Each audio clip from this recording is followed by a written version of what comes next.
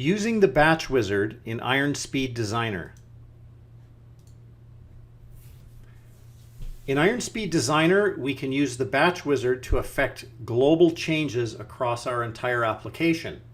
Things like initializing audit fields, applying validation to certain fields like birth date, apply global where clauses to queries such as multi-tenant situations.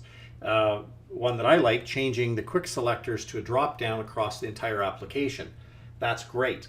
As well as things like setting the button redirection actions. So that's perfect. So let's get started. Right, so the problem. When Iron Speed Designer generates pages for me, often by default, because that's the way it's set in application options, it will generate quick selectors for a lot of foreign key relationships. Quick selectors are great for really large lists and searching and that sort of thing, but not really the best choice when you have just a few entries that you want to be able to let your users select from. In this case, a drop-down is probably better. How do we solve that? It seems like it would be a lot of work to go through every single page, especially if you had hundreds of pages. So of course, the answer is the batch wizard, which will allow us to go in and look at the entire application, find all the quick selectors that we want to change, and then switch them over to a drop-down list. And of course, we can also do the same thing in reverse. So let's see an example of that. In this example application, make, model, year, you can see that I've got a make, and also got a model choice.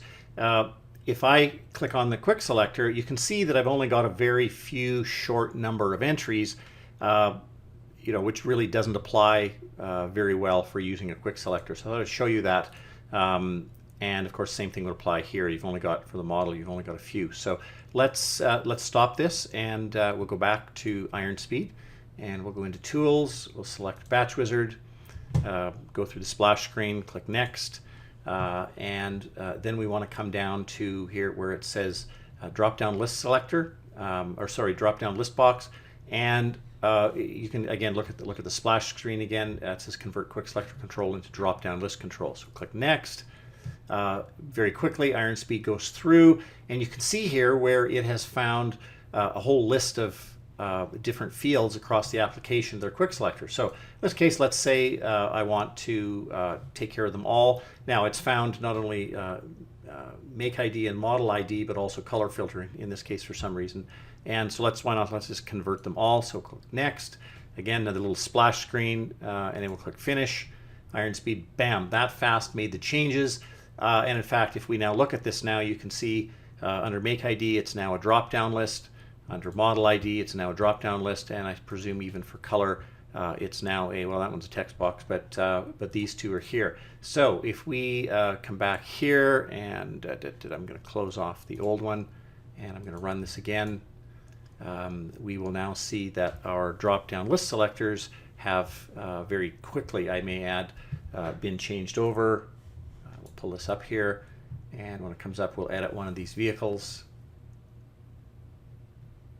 Oh, I'm going to get an error here from messing around with something else, but have a look at this when it comes up.